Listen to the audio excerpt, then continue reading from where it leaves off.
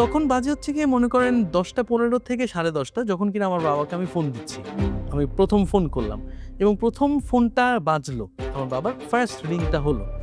First রিংটা হওয়ার পরে তারপরে আর ফোন বাজলো না।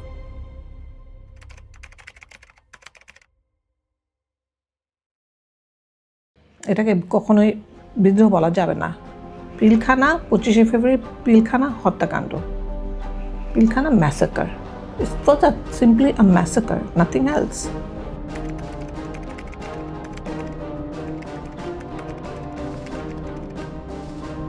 খুঁজছিল সবাইকে যে এই বাসার লোকজন কোথায়, ছেলেটা কোথায়, ম্যাডাম কোথায়, বাসার আর কাউকে দেখছি না কেন, বাচ্চারা কোথায়, মেয়েটা কোথায়। ওরা জানে, সব কিছুই জেনেই আসছিল মারার জন্য।